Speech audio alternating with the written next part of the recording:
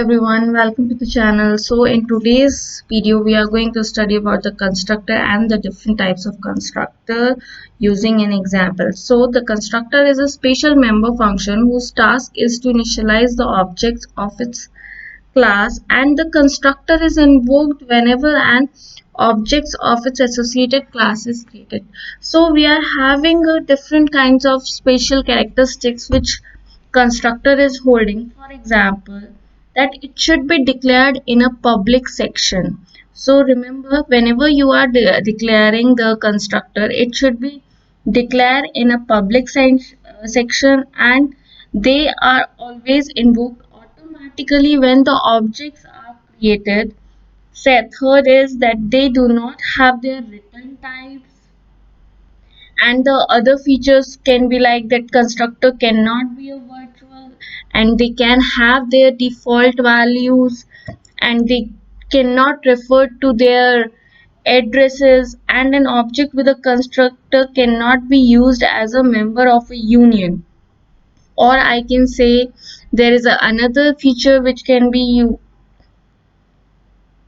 characterized in the constructor is that they make implicit calls to the operators new and delete when memory allocation is required. So in the previous lectures we have studied about the new and the delete operators, which are newly added in C++ language and was not present earlier in the C language. Alright, so now let's come to the different types of constructors. So we are having three different types of constructors. That is, first is default constructor, in which we do not need to pass any parameter, or I can say that constructor that accepts no parameter. Second is parameterized constructor, in which it can take arguments, and third is copy constructor. So copy constructor is used to declare and initialize an object from the another object. So the fourth I mentioned over here is multiple constructor or a constructor overloading. What's multiple constructor and constructor overloading? I can say that in one program I am using multiple constructor to display. So let's take one by one example, starting from the default constructor. So for default constructor I am creating class A. In class A private I am mentioning double B, and in public I am creating a constructor A for class, where I am giving value to the private member, that is B, and value I am giving is 5.5 suppose, and printing cout print value of B and B. Alright, so this is my class created. Now let's come to the main function. What I am going to do in main, creating an object and then return 0. So when I am going to run this program, I will be getting my output as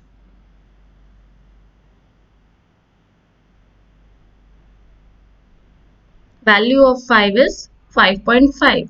So this is a default constructor where I am not passing any argument or the parameter. So I am just mentioning here that this is a default constructor so that you guys didn't get confused when we are creating the parameterized and the copy constructor.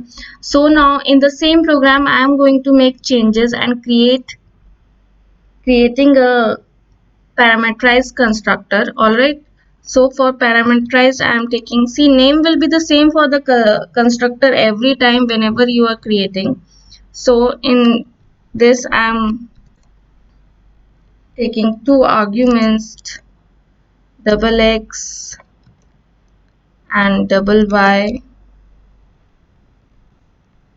where I am writing b equals to x, and wait, in private I need to mention another data member, that is c, as I have taken it there here two arguments. So c equals to y. That's it. Okay. So this is my parameterized constructor. For this parameterized constructor, I am taking another function over here, or you can say member function over here, that is double add, in which I am doing is printing the addition of b and c. That's it. So when I am coming to the main function, what I am writing?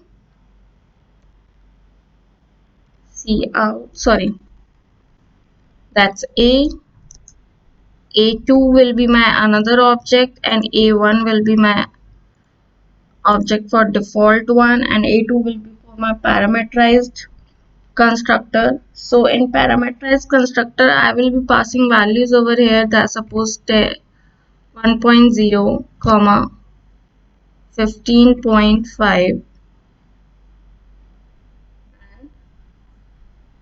I am writing C out and printing over here is let's say constructor 2 called, and printing a2 dot add. So now let's run the program.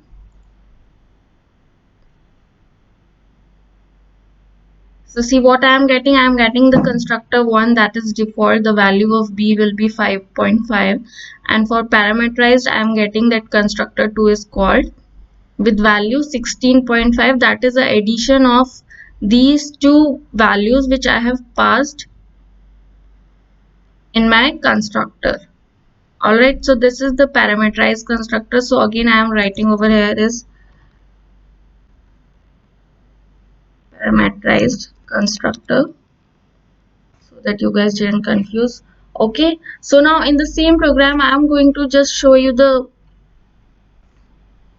example for copy constructor as well. So another constructor I am calling is a, and in a I will be writing class name and ampersand object obj, suppose I am taking, and in obj what I am doing, b equals to obj dot b and c equals to obj dot c. So with the ampersand, what I am taking the reference for b and c values. Okay, now in main, what I am going to do, I am creating another constructor, that is another object, that is a3, and passing a value for a2, because I want to copy the values of a2. So I am copying a2 and a3 and writing C out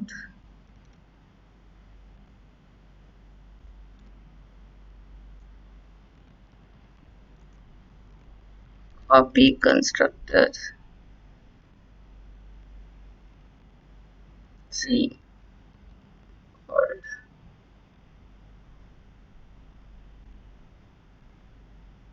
and it's a3 dot add.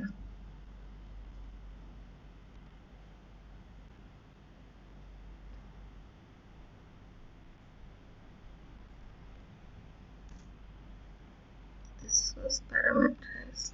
Just make it correct. Okay, So now let's run the program. And here I get all the three constructors which we defined and declared in my program. That is, first was default, second was parameterized, and third was copy constructor, right? So, and I'm getting the value for default one is value of b is 5.5, and for parameterized constructor 2 called is 16.5, and for copy constructor where I'm copying the constructor 2, so the value will be same, that is 16.5, as the arguments, or I can say as the values we passed for b and c is 1.0, and for c it's 15.5. Okay, so this is the difference between all the three constructors, that how we can declare and define and how we can call them in a main functions.